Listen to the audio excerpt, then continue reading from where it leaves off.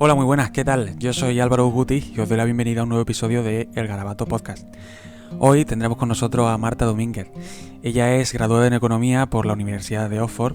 También es investigadora en el think tank Bruegel, un espacio creado para la discusión con el único objetivo de mejorar la calidad de la política económica europea. También es coautora, junto con Armand Basurto, del libro ¿Quién hablará europeo?, de la editorial Clave Intelectual. Un libro cuyo tema principal de investigación es ese desafío de cómo construir una unión política europea sin una lengua común. Por ejemplo, una de las tantas frases que aparecen en sus páginas es esta: Europa busca cómo hablarse a sí misma y no se atreve siquiera a plantearse en qué lengua hacerlo. Este es el tema principal del que hablaremos en esta entrevista, que además nos contará Marta con mucho detalle, y también los entresijos que se esconden detrás de las instituciones europeas, no solo de las instituciones, sino de los negocios, del mundo empresarial, del mundo académico, de toda esa confluencia de jóvenes procedentes de todos los distintos estados que conforman la Unión Europea y cómo se comunican entre ellos a través de una variante del inglés original que tiene un nombre muy característico, que se lo han puesto además los propios ingleses, llamado EURIS, del que hablaremos a continuación. Espero que disfrutéis de esta pequeña conversación que mantendremos con Marta Domínguez durante los próximos minutos. Armand Basurto, coautor del libro, no ha podido estar hoy con nosotros, pero yo quiero mandarle un afectuoso abrazo virtual y con la esperanza de que en próximas publicaciones podremos contar con su presencia. Recordaros que en la descripción de este podcast, o de este vídeo, en el caso de que lo estéis viendo por YouTube, podéis encontrar el enlace directo a la compra del libro de Marta Domínguez y Armand Basurto. Un libro que además podría dar mucho de qué hablar en los próximos años en el seno de la Unión Europea. Os dejo ya con Marta Domínguez y esta conversación centrada en este libro tan interesante. Suscribíos desde YouTube si no lo habéis hecho ya y darle a la campanita para que os notifiquen cada vez que suba un nuevo vídeo. Os envío un saludo, yo soy Álvaro Guti y esto es El Garabato Podcast. Bueno, Marta Domínguez, ¿qué tal? Muy buenas tardes. Hola, ¿qué tal, Álvaro? Encantada. Verás, yo la verdad es que, como ya te he comentado un poco antes de empezar la entrevista, yo te conocí además por la publicación de este libro del que vamos a hablar ahora, que es ¿Quién hablará europeo?, de la editorial Clave Intelectual, que, bueno, lo tengo aquí, como podéis ver. Y yo, bueno, pues te conocí a raíz de eso, ¿no? Me enteré de la publicación de vuestro libro, de Armand Basurto y tuyo, ¿no? Y entonces, pues bueno, bicheé un poquito por redes sociales, empecé a seguiros, a leer un poco lo que vosotros hacíais, y entonces, pues directamente fui a la librería, compré el libro, y bueno, y me pareció tan interesante que decidí contactar con vosotros para hacer esta entrevista. Bueno, Armand no ha podido venir, pero no pasa nada. Contigo más que suficiente. ¿Qué tal estás? Nada, muy bien, muchísimas gracias por invitarme y bueno, me alegro de que te haya gustado el libro. Está genial. Además, es nuestro primero, ¿no? Entonces también siempre se hace con un poco más de miedo, digamos, en ese sentido, pero nada, encantada y eso, y muchísimas gracias. Nada, y sobre todo daros la enhorabuena porque la verdad es que está teniendo una acogida increíble. Ya se acabó la primera edición, ¿no? Y ahora vais Eso por la es, segunda. eso es, se ha acabado, la verdad es que no nos lo creíamos cuando nos avisó el Mm. editor, pero sí, se ha acabado bastante rápido y bueno, y la segunda creo que ha salido ya, estaba hace unos días, seguía Ujú. en imprenta, pero creo que ya está disponible, o sea que Bueno, seguro que lo barre también. no, Em, bueno, ya con esto ya hemos cumplido. Bueno, habláis en este libro, porque ¿Quién hablará europeo?, el título, la verdad que le viene que ni pintado, porque habláis precisamente de lengua, de la lengua, de un proyecto común político que es Europa, del que no se habla o nunca se ha hablado, ¿no?, de esta cuestión lingüística de una lengua común que cualquier comunidad política debe tener para tener una cohesión real de cara a afrontar, pues bueno, todos los retos que se le pongan por delante. Y además, vosotros señaláis al principio del libro, en la introducción, que nunca se ha abordado este tema de una manera profunda.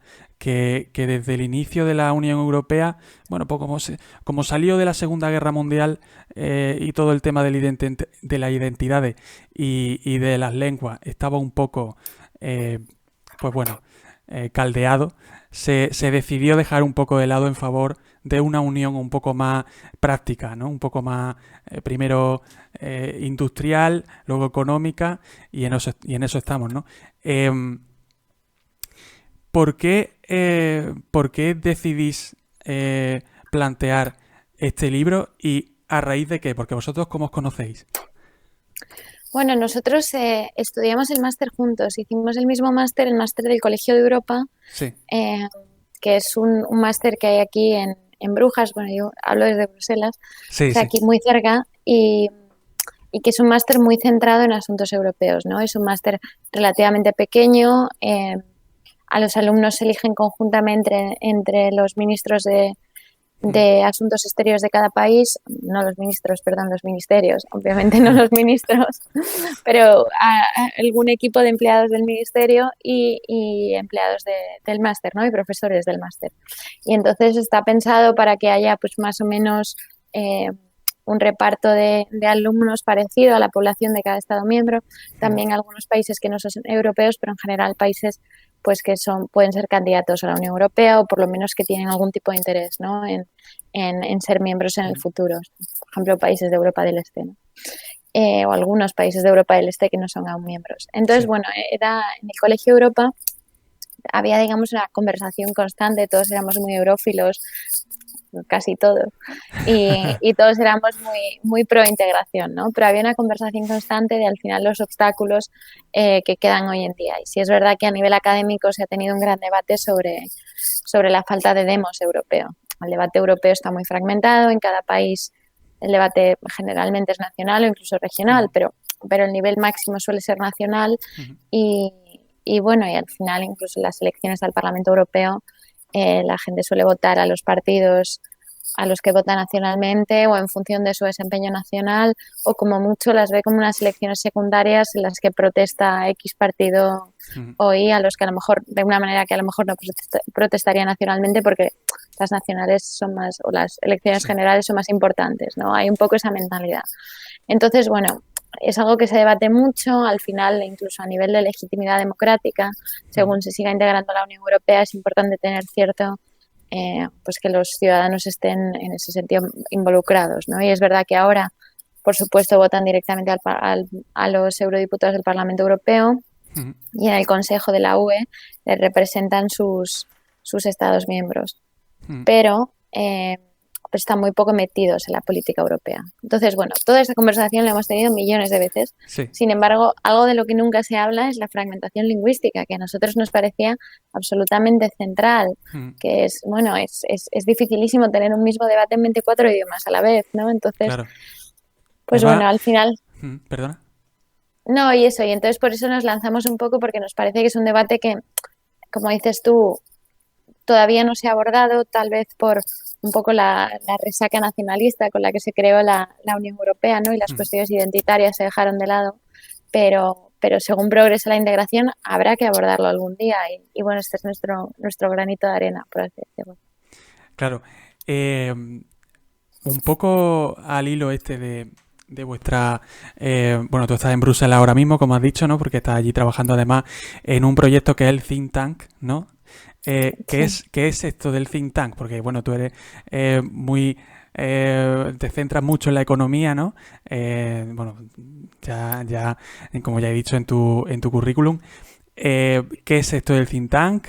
¿Qué es lo que hacéis allí? Y un poco, ¿qué maquináis? Bueno, la verdad es que, como bien has dicho, yo soy economista y generalmente la verdad es que el libro tiene bastante poco con lo que suelo hacer, con lo que toco. Sí, Normalmente, absolutamente, tradicionalmente, no les totalmente parece de nada. letra. Sí, creo que no menciono, o en algún momento hablamos, ¿no? De cómo la crisis griega y la anterior crisis pues politizó un poco los asuntos de la Unión, pero creo que es la única mención a temas económicos. Pero bueno, también por eso era interesante tratar un tema un poco distinto, ¿no? Y por una vez yo sí he escrito otros artículos y otras cosas sobre economía, Y bueno, y por supuesto en mi trabajo escribimos numerosos papers, como se suele decir. Usa Pero bueno, muchos anglicismos, ¿no? Eso lo has dicho muchas veces en alguna entrevista y es verdad, porque está muy sí, sí. acostumbrado. Sí, la verdad es que es un poco terrible. Y aquí en Bruselas, por desgracia, aunque estés en un ambiente, o sea, incluso cuando interaccionas con españoles, hay una serie de vocablos, de terminología que ya están totalmente, que ya los Asumido. hemos cogido totalmente del inglés. Y Sí, además vamos a hablar pero mucho de bueno, eso, porque es un sí, poco el tema central del libro y es muy interesante. Eh, sí.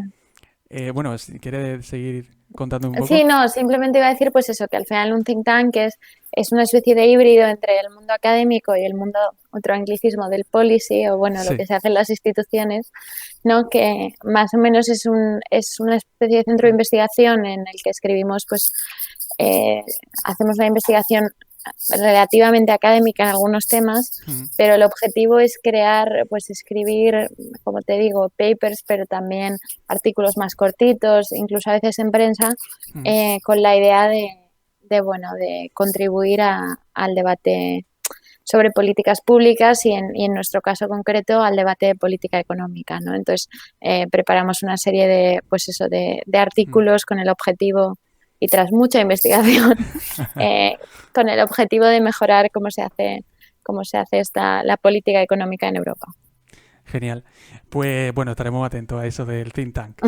En la introducción del libro, porque no he salido de lo que es la primera impresión, ¿no? Que además es una especie de resumen de lo que vaya a tratar, como cualquier introducción, ¿no? De lo que vaya a tratar en todo Eso el es. libro.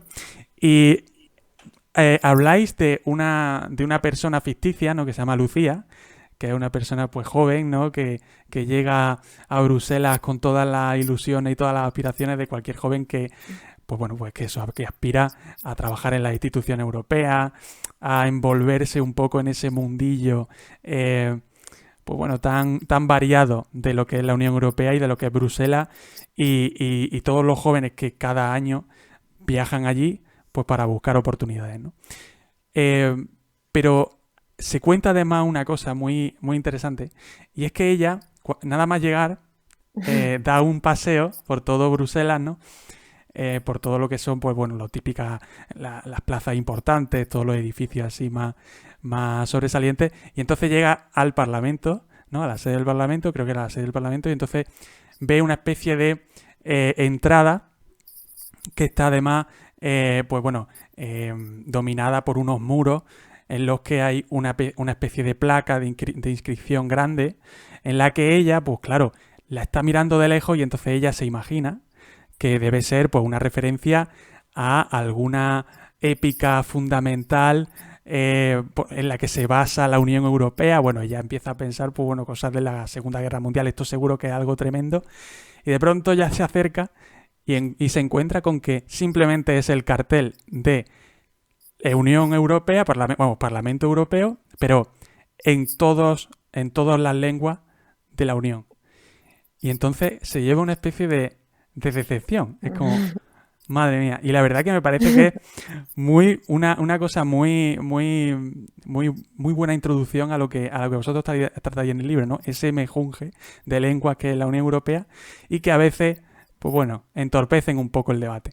Vosotros, o en este caso, tú, Marta, tuviste esa especie de choque de decir, bueno, esto era como me lo esperaba o no era como me lo esperaba, o viste la unión política un poco fragmentada. ¿Cómo fue tu primera impresión con la que llegaste al Parlamento o a la institución europea?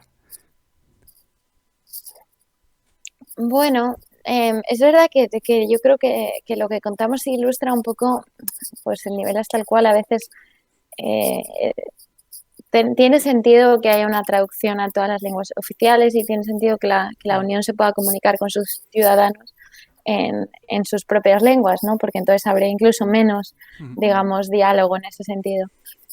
O por lo menos estaría incluso menos involucrada la ciudadanía, ¿no? Tiene que haber acceso, por lo Claro. menos, a los documentos oficiales en todas las lenguas. Pero sí es verdad que cuando llegas choca un poco y lo del cartel creo que que lo resume bastante bien. O sea, al final está esta gran inscripción, digamos, que parece que va a transmitir algún mensaje un poco, pues yo qué sé, casi existencial, lo que dices tú de la Segunda Guerra Mundial o de la razón de ser de Europa. Y de repente simplemente es un cartel con el nombre de Parlamento Europeo, pero claro, 24 lenguas, son 48 palabras, ¿no? Entonces lo que parece un texto, pues no es más que un cartel.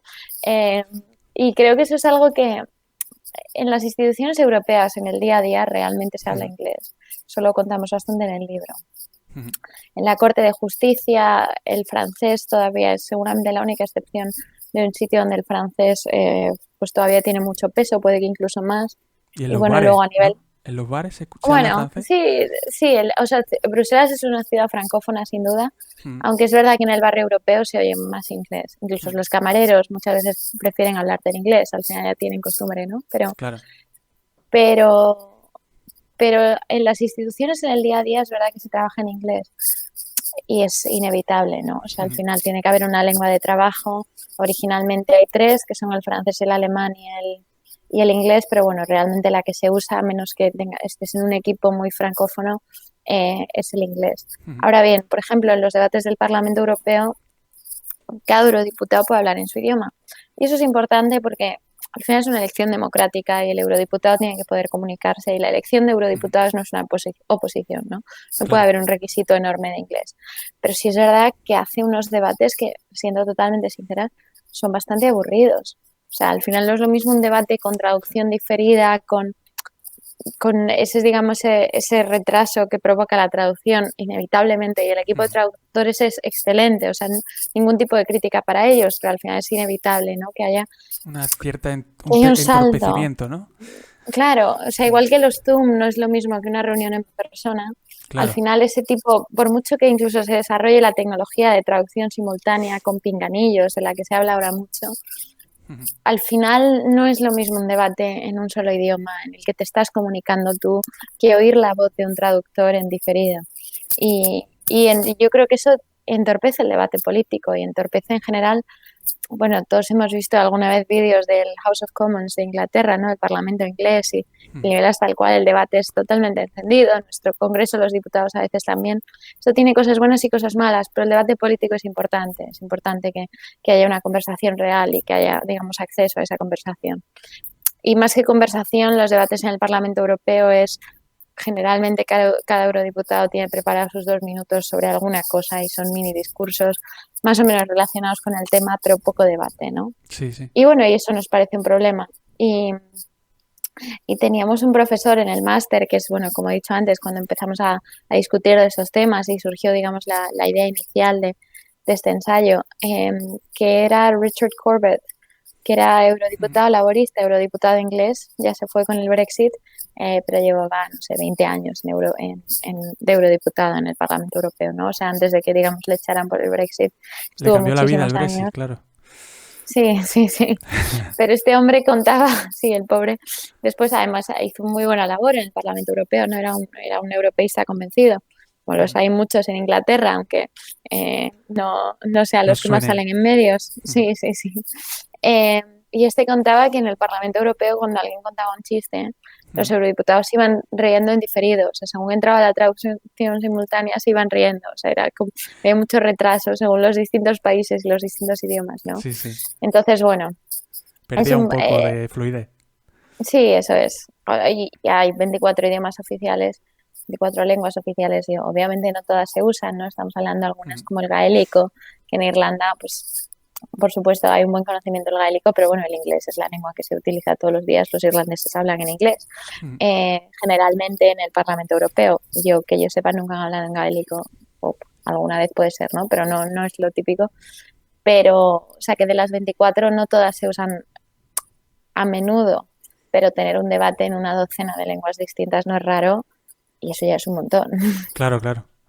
No, la verdad es que la variedad de lengua es tremenda. Y además supongo que para cualquiera que llegue allí, que bueno, que maneje un poco el inglés y a lo mejor un poco el francés, incluso manejando idiomas ya es abrumadora. Entonces, pues bueno, yo imagino que a veces es complicado.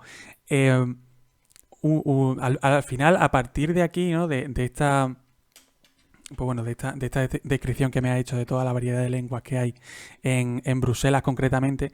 Y también un poco vamos a hablar de otra ciudad en la que se da una variante que es un tema central del libro de la que habláis muchísimo, ¿no? Que es la del Broken English o Euris, ¿no? Que es Sí, esa especie eso. de European sumado al English, ¿no? Que es como Sí. ese Euris que realmente es como le han llamado los ingleses a esa especie de variante que se está gestando en Bruselas, pero no solo en Bruselas, también decís que también puede estar en Ámsterdam y en Luxemburgo. Eh, no existe además, según vosotros, una conversación en Bruselas en la que no aparezca esta especie de variante en mitad de la vorágine de palabras, ¿no? Eso es muy interesante cuando lo leí. ¿Cómo vivís vosotros que estáis allí, jóvenes, trabajando, eh, esa nueva variante que se está allí gestando? ¿Y qué impresión os dio cuando lo encontrasteis? Porque eso ya estaba cuando vosotros llegasteis allí. Sí, no, sin duda. Y yo hice la carrera en Inglaterra, entonces al final estaba Mm, bastante acostumbrada al inglés que se habla en Inglaterra, ¿no? mm, Y es verdad que cuando llegas a Bruselas, a ver, tampoco te digo que sea una cosa hiper obvia, pero mm, poco a poco te vas dando cuenta de que hay expresiones. Yo creo que todos cuando hablamos una lengua extranjera, a menos que la domines a un nivel no muy alto, o sea, a menos que llegues a un bilingüismo real, eh, metemos inevitablemente expresiones de nuestra lengua materna, ¿no?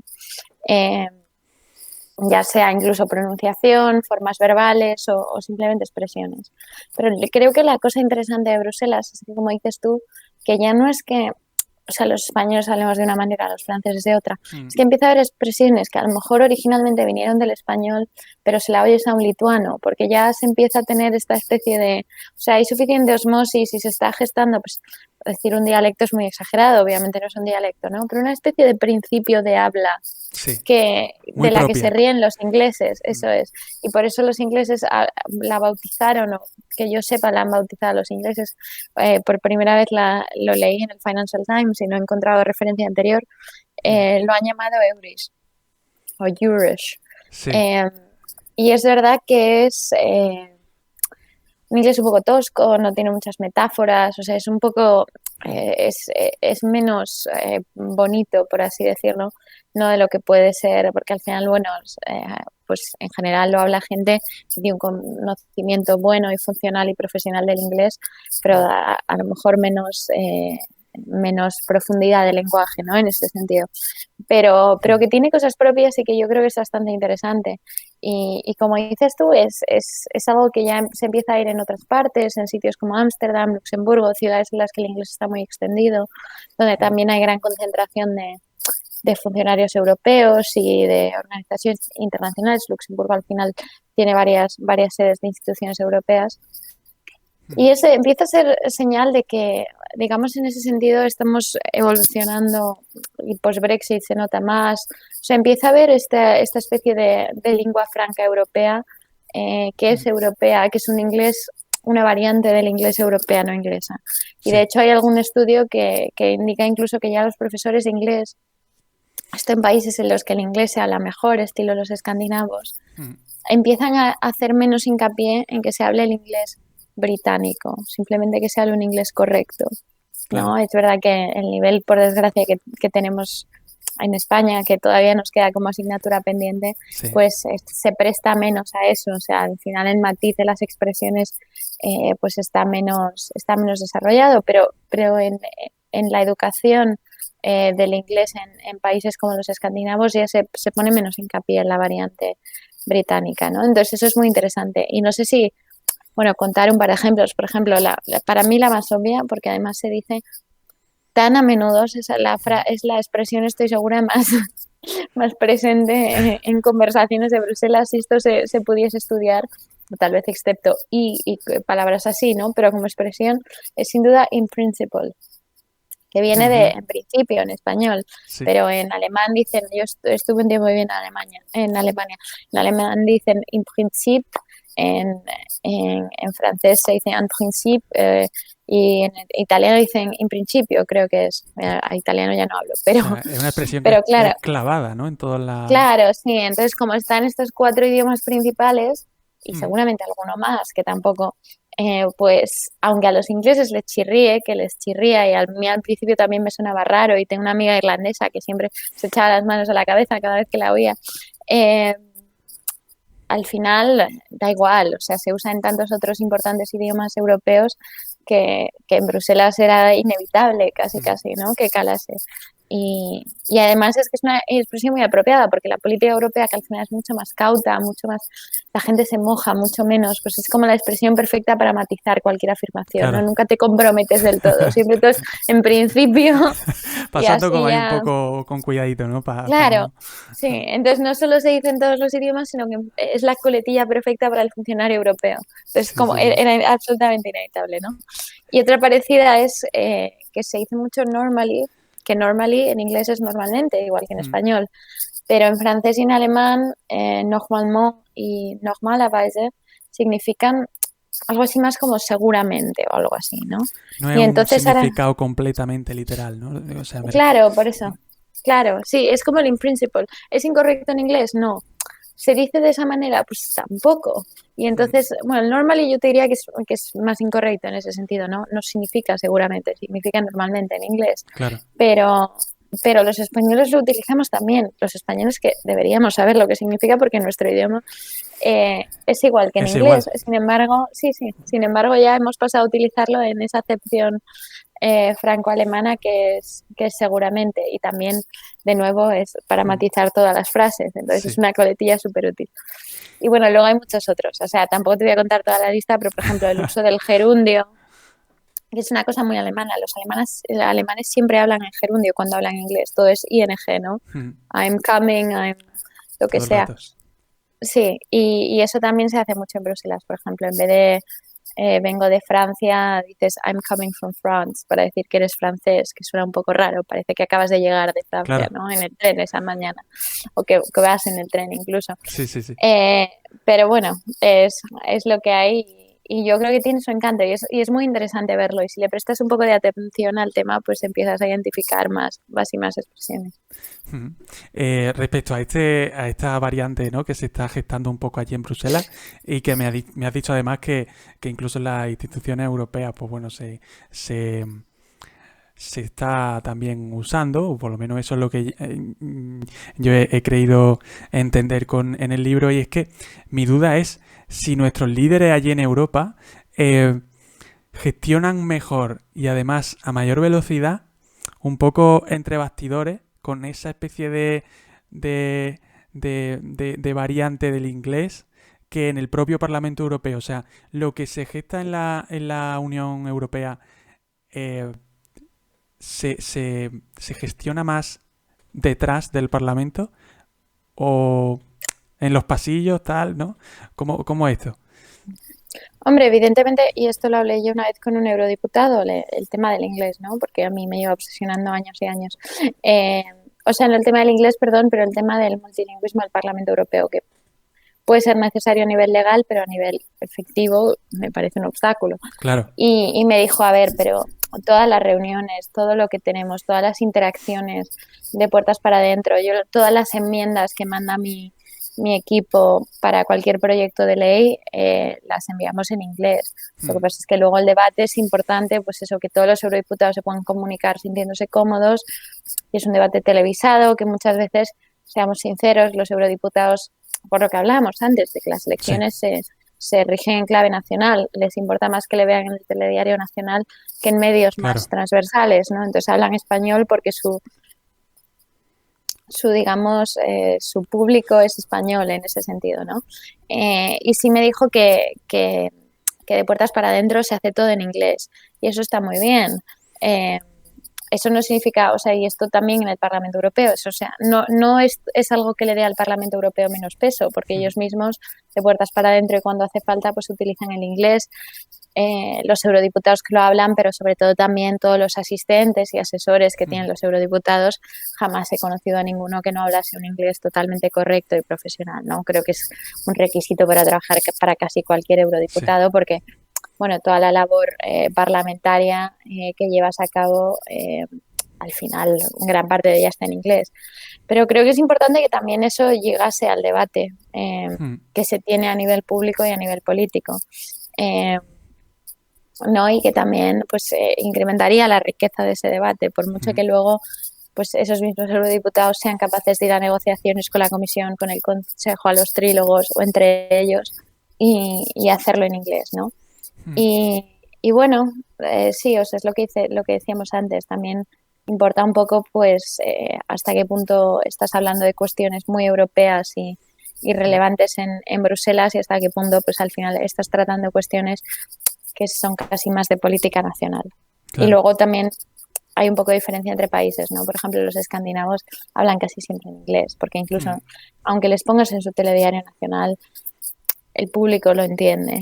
Y ellos mismos tienen mejor nivel de inglés y hablan idiomas más minoritarios, con españoles, italianos, franceses. Claro, quizás lo que se debe profundizar un poco es en que en los propios Estados-nación de la Unión Europea se profundice en el bilingüismo, ¿no?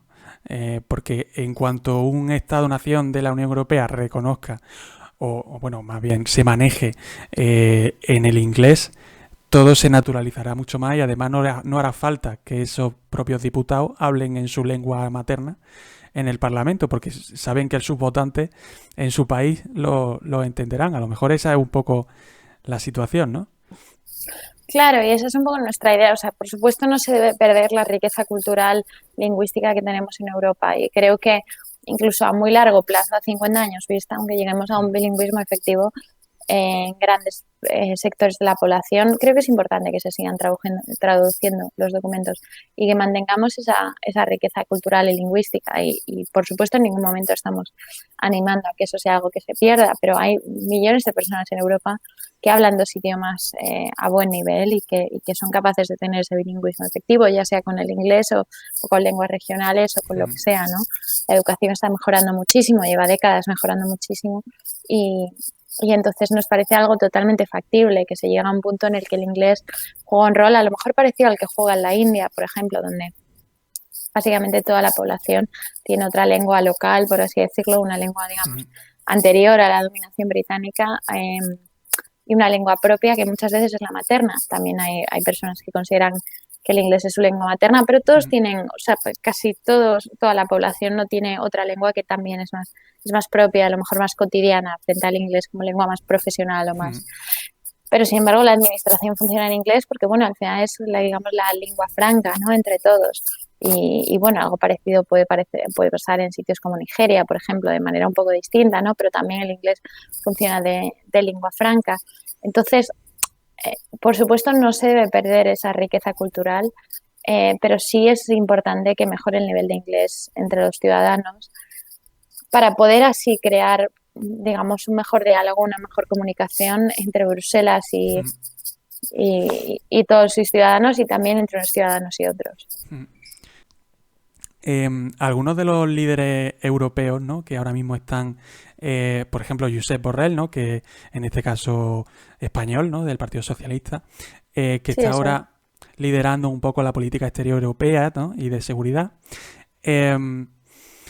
han afirmado en varias ocasiones pues esa falta, ¿no?, de cultura común europea, no ya tanto de cultura sino de proyecto político, ¿no? A la margen de esta unión económica que todos sabemos que funciona, a veces mejor, otras veces peor, pero está presente, pero no se sale del debate entre Estados-nación, ¿no?, en esto de la política. Y en este libro se hace mucha referencia a, como ya hemos dicho, la lengua como asunto central y prioritario si se quiere construir ese proyecto común, ¿no? Y al hilo de esta variante de la que hemos hablado antes, porque es que en el libro se hace muchísima referencia a este Euris, ¿no?, del que hablamos, hasta el final. O sea, a mí me sorprendió porque realmente es algo que yo no conocía y que yo creo que la mayoría de gente fuera de lo que es el círculo, ¿no?, de Bruselas y de la Comunidad Europea pues no conoces, hasta que no vas allí no lo sabes. Porque claro, como tú dices, los telediarios, al final sale el político de turno al que quiero votar, sale hablando en español. Y los que hablan en inglés, pues bueno, son los extranjeros o los que están presidiendo, ¿no? Las comisiones o que lo ves como natural, ¿no? Incluso francés, bueno, pues eso lo ves normal. Pero no se conoce esta variante, no se conoce esta jerga que se usa, ¿no? Y vosotros hacéis mucha referencia a lo que es o lo que ha sido históricamente, porque en la primera parte del libro hacéis un repaso histórico a toda la historia lingüística de Europa y hacéis una clara diferencia entre lo que es una lengua franca o lo que ha sido una lengua franca, ¿no? Que es, pues bueno, una lengua común que se establece en una sociedad diversa, ¿no? Y una koiné, que es algo que además hace referencia que tuvo un poco su origen en la Grecia helenística, ¿no? ¿Qué diferencia hay entre como he dicho, ¿no? una lengua franca y una koiné? Porque vosotros calificáis a esta nueva variante inglesa de koiné. ¿Pero qué es? Bueno, o sea, koiné, sí, a ver, realmente no es una koiné en ese sentido, pero es algo que se está, o sea, el inglés en Europa sería una lengua franca, como mucho. Claro. Pero sí es verdad que al adquirir expresiones propias, no, pues sí, en ese sentido evoluciona un Uh-huh. poco. Pero más lo que nos referíamos como koiné es las lenguas que se van desarrollando en base a digamos, la osmosis o la, la conversación y la interacción entre personas que hablan lenguas distintas. Entonces, por ejemplo, se pone el ejemplo del español o el castellano moderno, Uh-huh. ¿no? Que hasta cierto punto proviene de una serie una variante de las lenguas romance que se hablaba en la península ibérica, que utilizaban los vascos que hablaban euskera para comunicarse con los castellanos. Y bueno, hasta qué punto Uh-huh. eso fue algo que se fue desarrollando y cogía prestado de todas las distintas lenguas, ¿no? Una lengua franca es un poco distinto. Una lengua franca es una lengua que no es, digamos, la lengua de nadie. Sí puede ser la lengua de un grupo mayoritario, pero no la es de muchos otros. E Uh-huh. incluso puede no ser la lengua de nadie, que es un poco como está pasando ahora en Europa. Vale, los irlandeses, ¿no? Pero al final Uh-huh. es un porcentaje muy pequeño de la población. Con los ingleses la situación era un poco distinta, pero ahora con el Brexit, pues no están. Pero la gracia de una lengua franca es que, bueno, incluso sin ser lengua de nadie, es la lengua que utilizamos para comunicarnos Claro. y que en ese sentido pues no viene de fuera ni mucho menos, pero es una lengua distinta a la nuestra, mientras que la koiné pues gradualmente digamos que se va homogenizando y, y pues iría cogiendo de unos y de otros hasta convertirse en una sola, por así decirlo, ¿no? Que no es Uh-huh. verdad, por supuesto quedan otras lenguas romance en la península ibérica, por ejemplo el catalán, pero hay otros dialectos que se fueron perdiendo con los años, eh, pero antes de perderse del todo, digamos, Uh-huh. transmitieron parte de su manera de ser al español que hablamos hoy en día. Uh-huh. Y creo que ese es el matiz. Es verdad que el Eurish en ese Eurish, nunca sé cómo pronunciarlo, Es complicado. sí, se adquiere de otros idiomas, pero hombre, lo hace en mucha menor medida. O sea, la base esa que es el inglés no se Uh-huh. perderá y por supuesto no significa, digamos, un empobrecimiento de los otros idiomas, un deterioro de los otros idiomas que se hablan. Entonces, Uh-huh. bueno. ¿Y consideras que en un futuro, porque claro, como has dicho, ¿no? Dentro de 50 años, pues bueno, incluso dentro de 50 años, ¿no? Es complicado que esto pues bueno, se establezca como algo eh, usado, o al menos que se transmita a las naciones, ¿no? Porque eso necesita de un proceso histórico mucho más alargado que 50 años. 50 años no es nada para una lengua, ¿no? Entonces, eh, ¿tú crees que deberían ir progresivamente mientras esta variante va aumentando, ¿no? Porque no sabemos si aumentará, yo supongo que sí, ¿no? Porque al final es una cosa que se va desarrollando y se va estableciendo, al menos en Bruselas y en estas zonas donde hay mucha convergencia de países, ¿no? ¿Tú crees que los representantes políticos en el Parlamento Europeo, más allá de hablar inglés, que ya hemos hablado, ¿no? Pues primero que los países nación, o sea, los estados nación tengan un bilingüismo bastante avanzado, que luego los representantes hablen en inglés? ¿Crees que esta variante se establecerá finalmente, es que es muy complicado saberlo, ¿no?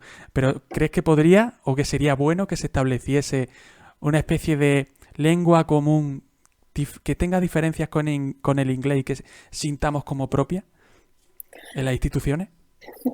Sí, yo que tenga diferencias con el inglés, bueno, o sea, no excesivas, ¿no? Pero podríamos Claro. estar hablando como una especie de inglés de Estados Unidos o inglés de Australia o inglés, Mm, no digamos, de otros países angloparlantes o incluso el inglés de la India, ¿no? Un país en el que mucha gente lo habla como segunda lengua. Yo creo que sí es posible, creo que es muy pronto para decirlo. mm, Hay un lingüista bastante famoso que se llama Marco Modiano, que está convencidísimo de que este es el camino que le toca al inglés de Bruselas, ¿no? Y crees que es pues eso, homologable con lo que pasaba pues en excolonias como la mm, India. Eh, y que por tanto sí se podría desarrollar un inglés propio. Es verdad que es un inglés que por ahora solo se habla en las esferas cercanas a, digamos, las instituciones europeas, ya no solo las instituciones europeas, pero las ciudades en las que conviven un gran número de expatriados, personas que trabajan para organizaciones internacionales y bueno, en las que, digamos, hay esa burbuja de extranjeros con muchos idiomas propios que se comunican en inglés. Y mm. siendo Bruselas el mejor ejemplo, ¿no? Todavía no se ha extendido a otros sitios, poco a poco se empiezan a ver tal vez atisbos, pero yo creo que yo soy también un poco positiva en ese sentido. Claro, Entonces es muy difícil saber y tendría que convertirse en el inglés de las élites de otros países de la Unión y de otras zonas de la Unión. claro. Pero bueno, yo creo que es absolutamente posible y eso depende un poco, como hemos dicho, pues del nivel de integración, hasta Mm, cierto punto la partida de los ingleses es muy condicionante en ese sentido, ¿no? Es como que la sí. profesora ha salido de la clase, ahora ya no hay nadie para corregirnos, entonces es mucho más fácil que se vaya desarrollando. O sea que yo creo que es sinceramente posible si llegamos a un mundo de 50 años donde hay bastante bilingüismo y donde nuestros líderes pues, se comunican perfectamente en inglés y la población les entiende y lo utilizan siempre que van a Europa y para asuntos europeos se utiliza en ese sentido. Creo que es perfectamente posible que el inglés que se hable sea un inglés propio, que no se parezca excesivamente al de Inglaterra, tampoco al de Estados Unidos, que sea pues eso, un habla un poco distinto, como lo son esos dos el uno del otro, no más que eso. Mm. Eh, que ese inglés sea algo propio, sin duda, creo que es probable. Ahora bien, veremos a ver. Y bueno, y esperemos que los elementos que existen ahora se mantengan en ese sentido. A lo mejor no, a lo mejor es un inglés propio, pero hemos perdido el in-principle. Aunque yo el in-principle justo dudo mucho que lo perdamos, pero bueno. Ese se usa mucho, ¿no? Sí, sí, sí. Claro, es que en referencia a eso de que lo sintamos como propio, yo creo que es importante, porque al final la gente se mueve, eso se está viendo en los últimos años, ¿no? Hay una especie de eso voy a hablar un poco más adelante, ¿no? De vuelta a los orígenes, ¿no? De vuelta a los identitarismos, de vuelta a esa especie de... Porque al final las crisis y todas estas cosas hacen que el sentimiento nacional se retraiga o más bien se exacerbe, porque el miedo retrae a la gente respecto a estos proyectos comunes en los que no se sabe muy bien quién maneja el cotarro, ¿no? Porque al final eso es lo que pasa, ¿no? Que hay una especie de distanciamiento entre lo que es la población de un Estado-nación, que puede ser miembro de la Unión Europea, y lo que ocurre realmente en Bruselas, ¿no? Eh,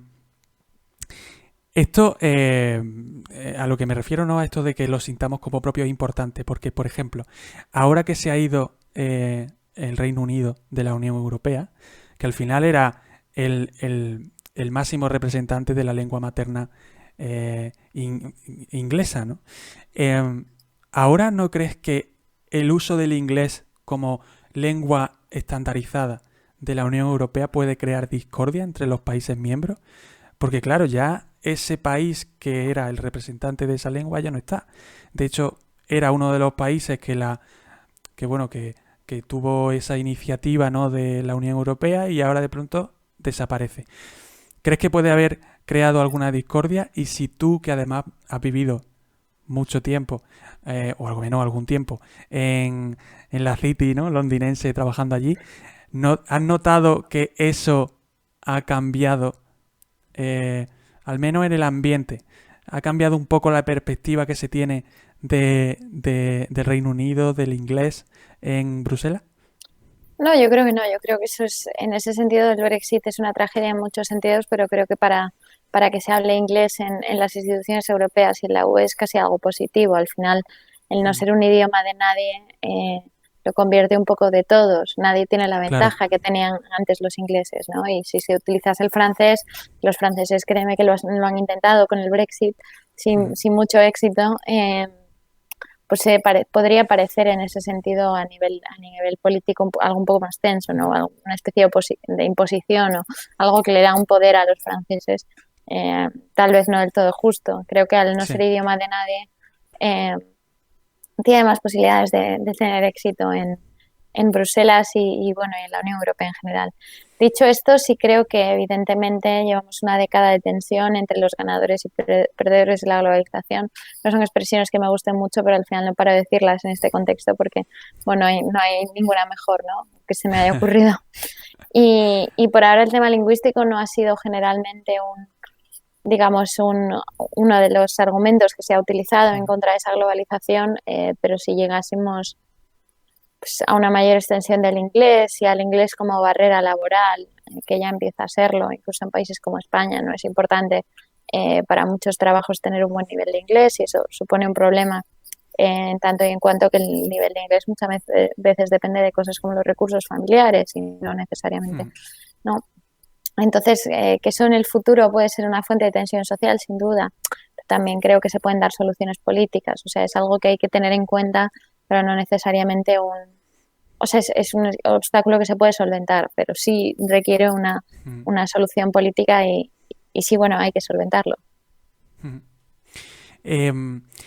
Vosotros en el libro hacéis un repaso histórico, ¿no?, por Europa, y señaláis, por ejemplo, que hubo condiciones que hicieron del continente europeo un continente muy diverso de culturas, de lenguajes, ¿no? Que por ejemplo, una de ellas son las condiciones geográficas, ¿no?, que limitaba por esa frontera puramente física esa transacción de cultura. También la barrera de lo que fue la religión, ¿no? Porque la religión se usó como el dique de contención ante lo extranjero, ante lo que no era propio, ¿no? Y además hasta muy recientemente, la Edad Moderna, que fue cuando ya decayó un poco la religión como ese aspecto fundamental de la civilización, y pasó a ser el Estado-Nación, ¿no? El Estado-Nación sustituyó a esa religión que ya estaba en decadencia como barrera, ¿no?, ante lo diferente. Y con eso pues sucedió todo lo que sucedió en el siglo XX, ¿no? Todo el periodo de entreguerra, de la Primera Guerra Mundial, la Segunda Guerra Mundial, ¿no? Cayeron los imperios, surgieron los nacionalismos exacerbados como en el régimen de Alemania, y a raíz de esto pues surgió la Unión Europea. ¿Apreciáis ahora mismo, o aprecias? Porque claro, como he preparado la entrevista para los dos, tengo alguna cosa así. ¿Aprecias en este sentido un retroceso político o al menos de la sociedad a ese sentimiento nacionalista? Porque claro, el euroescepticismo, que es con el que se ha ido el Reino Unido, ¿es algo que tú ves que nace de la política, del discurso electoralista y cala en la sociedad? ¿O realmente hay en la sociedad un sentimiento de euroescepticismo que luego se ha llevado a la política? ¿Cómo crees que ha sido? Esto es un poco una pregunta muy política, pero me apetece preguntártela porque como has vivido mucho el tema europeo. Bueno, yo creo que hay dos cuestiones. Creo realmente que yo soy fan de la globalización, por así decirlo. Bueno, como economista, estoy muy convencida que digamos, la suma positiva del comercio, la generación de riqueza que proviene del comercio, es casi una de las únicas verdades absolutas que te puede dar la economía, ¿no? Pero dentro de eso, por supuesto, es cierto, y creo que en muchos sentidos, tanto el Brexit como otros movimientos nacionalistas han sido muy económicos, ¿no? Al final, a lo que te lleva la globalización es a falta de políticas que, digamos, distribuyan las ganancias. Sí es verdad que la globalización y, digamos, tener acceso a ese mercado global es algo que premia a los que llamamos ganadores de la globalización, ¿no? Que a lo mejor son aquellos pues que en esa, digamos, competición, por así decirlo, pues ese acceso al mercado global pues les da un empuje muy gordo. También es algo que sin duda ha complicado la posición económica de millones de ciudadanos y entonces algunas de las quejas son indudablemente legítimas. ¿Qué pasa? No creo que la solución sea un retroceso, digamos, esa reacción nacionalista que hemos visto. Creo que tiene un punto económico muy, muy gordo. Es posible que también haya un punto cultural, ¿no? Que al final digamos, somos todos un poco reacios al cambio, ¿no? Y ese sentido bueno, de pérdida de cierta identidad tradicional, por así decirlo. Pero creo que el componente económico es bastante importante y creo que es algo que tiene solución. Más allá de eso, en el caso concreto de Bruselas y desde luego desde Inglaterra, creo que Bruselas se ha usado durante 40 años como chivo expiatorio de todas las malas decisiones y muchísimas situaciones adversas, ¿no? Entonces al final era inevitable que calase ese sentimiento en la población. Creo que en el caso concreto de Inglaterra, creo que Londres es una ciudad increíblemente global y mucho de ello no tiene que ver con europeos o con Europa. También hay una inmigración enorme de muchas otras partes del mundo y creo que eso es algo que por desgracia ha creado una reacción adversa en la población. Y esa reacción se ha concentrado, digamos, en un sentimiento antieuropeo. Por supuesto, no estoy, o sea, es una reacción que yo no entiendo necesariamente, pero creo, como digo, que tiene un componente económico y que no siempre estaba relacionado con Europa, estaba relacionado como Europa ha sido, o sea, digamos, ha pagado la factura de un montón de errores de la política nacional y también de cómo ese estatus más globalizado, sobre todo de la ciudad de Londres, se ha atribuido en parte a Europa, aunque no tuviese mucho que ver con Europa, cosa que yo creo que es algo muy positivo, o sea, el nivel de lo cosmopolita y lo global que es Londres, ¿no? Pero para aquellos que lo vean como un problema es algo que se ha relacionado con Europa más de lo que seguramente esté. Bueno, ahora yo creo que toca un poco la pregunta del millón, ¿no? Un poco mojarse en este asunto, ¿no? Que es un poco político, pero sobre todo lingüístico, que al final es lo que vosotros tratáis en el libro, ¿no? ¿Cómo veis, cómo ves, Marta, el futuro de la Unión Europea? Como hemos dicho, no sé, a partir de 50 años vista. ¿Crees que será totalmente bilingüe o que empezará a surgir esa lengua común propia que tanto estudiáis en el libro? Bueno, creo que totalmente bilingüe es seguramente demasiado. Creo que el nivel de inglés mejorará y creo que según se vaya profundizando la integración y se continúe politizando la política europea, que lleva desde la anterior crisis al menos mucho más politizada de lo que estuvo antes, creo sin duda que mejorará el nivel de inglés, que habrá un debate más europeo y que en general el inglés se utilizará más como lengua franca, ¿no? Y será algo más habitual y espero que eso permea todas las capas de la población, que no sea una cuestión de élites, sino que al final sea un idioma que, pues, al que, digamos, que haya un buen nivel, pues eso, a lo largo de la población, ¿no? También creo, y es algo que comentamos al final del libro, y un poco por ser un poco cautos, bueno, y esto que digo, por supuesto, es una opinión personal y al final hay cierto rango, ¿no? Podríamos llegar a un bilingüismo absoluto o podríamos llegar a algo mucho más reducido, simplemente una mejora del nivel de inglés. Pero creo que nos estamos moviendo en esa dirección, no sé exactamente cómo de rápido. Y luego creo que la otra cosa es que abordamos al final del libro es que al final en este tipo de cuestiones es inevitable utilizar los marcos actuales, ¿no? ¿Qué hará la Unión Europea en ese sentido? O sea, ¿cómo se abordará esta cuestión? Y pensamos un poco en los estados-nación o ejemplos del pasado, en los antiguos imperios también, o sea, un poco el imperio austrohúngaro, ¿no? Como ejemplo de un imperio con una política lingüística muy liberal, con una riqueza lingüística enorme, en la que pues en las distintas regiones, en las distintas zonas, pues la cuestión lingüística se abordaba de manera diferente. Pero sí creo que es un poco cerrado de mente en el sentido de que al final, si algo muestra la Unión Europea es que esos marcos que teníamos y que nos parecían tan inamovibles pueden evolucionar. Entonces, pensar aquí a 50 años vista, pues es muy difícil en ese sentido, ¿no? Y quién sabe que no surgirán, digamos, soluciones nuevas. Y creo que un ejemplo bueno es, por ejemplo, Schengen, ¿no? Sí. El control de fronteras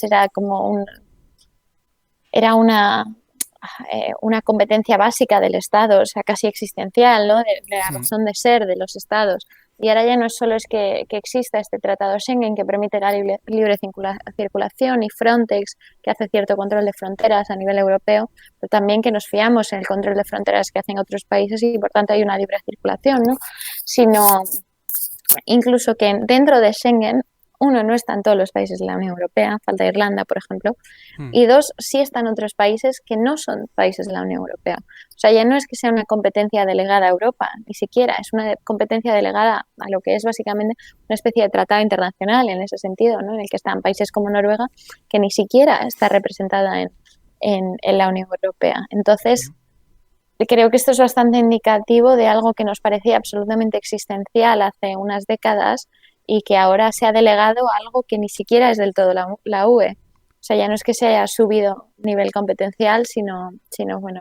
Entonces creo que es muy indicativo de cómo cambian las cosas y de cómo puede evolucionar la situación. Y de que, por tanto, analizarlo desde el prisma del pasado, que nosotros lo hacemos en detalle, es sutil, pero no es suficiente. Pues nada, Marta Domínguez, muchísimas gracias por estar aquí conmigo en el Garabato. Ha sido un placer entrevistarte.